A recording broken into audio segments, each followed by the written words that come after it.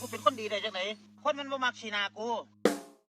มันก็สิบอกแต่เรื่องเหี้ยให้มึงฟังผิดสิถือคืออยู่กับเรื่องนั้นมันสิออกจากปากผู้ใดบอกแต่เรื่องของผู้อื่นแต่ลืมบอกเรื่องส่วนของเจ้าของไม่แค่จะไปสนครับเขาสิเฮ็ดโตดีที่สุดในสายตาคนทั้งโลกมันก็เป็นไปบ่ได้ส่วนคนตัดสินเฮาจากคำบอกเล่าของผู้อื่นมันต้องเฮ็ดบ่ใส่ใจ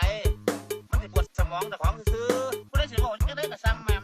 บ่ได้หาข้าวกูแดกหรอกคนมันคิดดีคิดได้มันสิบ่เว้าเรื่องผู้อื่นดอกตั้งหน้าตั้งตาตั้งมั่งหาแดกเอ๊ะปากเอ๊ะปาก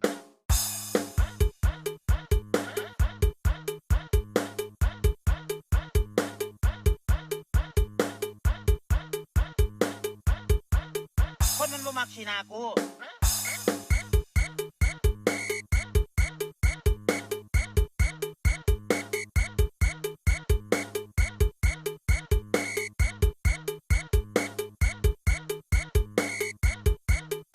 เอ๊ะปาก